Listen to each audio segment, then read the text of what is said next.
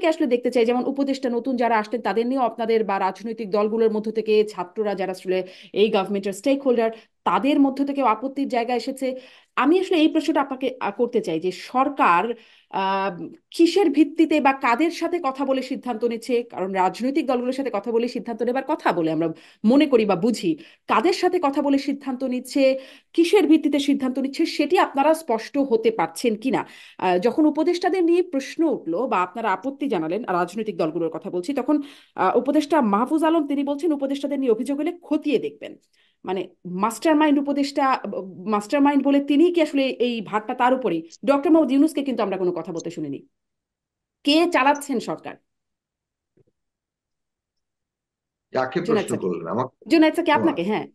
এখন আমি কিন্তু আমি এই কথাটা বারবার বলেছি যে দেখুন, সরকারের পক্ষে সরকার যেহেতু এই সরকার আসলে ঠিক এই 24 জন উপদেষ্টারই কেবল সমষ্টি না। এই সরকারের উপদেষ্টারা তো আছেন, সেটা আকারে একটা ছোট সরকার, হুম। কিন্তু তার পেছনে কিংবা তার সমর্থন করছে কিন্তু শিক্ষার্থী, রাজনৈতিক দল, শ্রেণী পেশার বিভিন্ন অংশীজনেরা। এই যে সমর্থনকারী অংশ, তাদের শক্তির ভিত্তিতে কিন্তু সরকারকে সিদ্ধান্ত নিতে হবে। এবং মেজর পলিটিক্যাল ডিসিশন গুলোর ক্ষেত্রে, সেটা উপদেষ্টা নিয়োগই বলেন কিংবা বিভিন্ন প্রতিষ্ঠান পুনর্গঠন বলেন কিংবা অর্থনৈতিক ব্যবস্থাপনার জায়গা বলেন কিংবা এমনকি শহীদ এবং আহতদের পুনর্বাসনের জায়গা বলেন, শহীদদের মর্যাদার প্রশ্ন বলেন, আহ, এমনকি রাজনৈতিক উত্তরণের প্রশ্ন তো বটেই।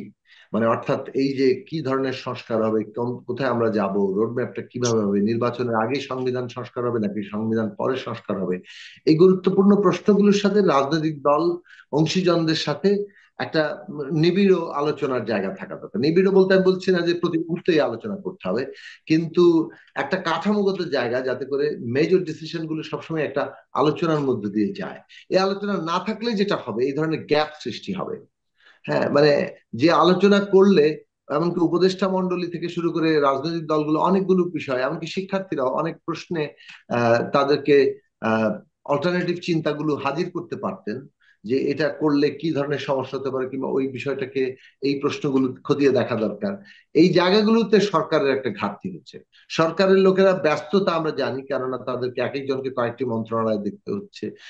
সব মিলিয়ে সেটা তাদের জন্য খুব যে একটা সুখকর ব্যাপার হচ্ছে তা না।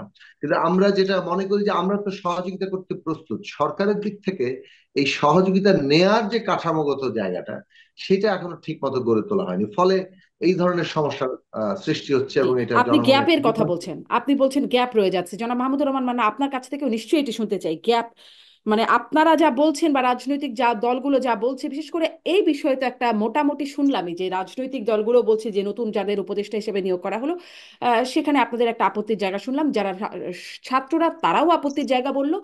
কিন্তু কিছু আসলে খুব আমলে নিল সরকার তেমনটি মনে হলো না। যেটি বলছিলাম, মাস্টার মাইন্ড খ্যাত উপদেষ্টা মাহফুজ আলম তিনি বললেন খতিয়ে দেখা হবে।